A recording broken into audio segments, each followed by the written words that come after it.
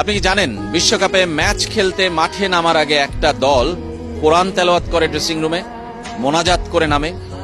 মাঠে ম্যাচ জেতার পর সেজদা করে আল্লাহর উদ্দেশ্যে। আর ওই দলের কোচ ম্যাচ শেষে সাফল্যের পর তা উৎসর্গ করেন ফিলিস্তিনের জনগণের জন্য। ফিলিস্তিনের পতাকা হাতে মাঠে নেমে পড়েন। দলটির নাম ইজিপ্ট বা মিশর। এবারের বিশ্বকাপে টিকে থাকা মুসলিম দেশগুলোর মধ্যে দুটির একটি তারা।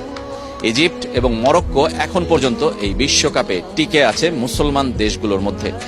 12টি মুসলিম দেশ এবারের বিশ্বকাপ শুরু করেছিল। এছাড়াও সেনেগাল এবং আইভরি কোস্টে মুসলিম অধ্যুষিত থাকলেও পুরোপুরি মুসলিম দেশ নয় তারা, সেই কারণে তাদেরকে এই তালিকা থেকে বাদ রাখলাম। এবার বলতে চাই মিশরের কথা, যারা আর্জেন্টিনার বিপক্ষে রাউন্ড অফ 16-এর ম্যাচ খেলবে আটলান্টাতে।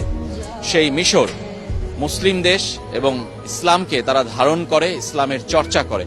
তার প্রমাণ প্রত্যেক ম্যাচের আগে ড্রেসিং রুমে দলগতভাবে তারা কোরআন তেলাওয়াত করে এবং আল্লাহর উদ্দেশ্যে মোনাজাত করে, প্রার্থনা করে ভালো ফলের জন্য।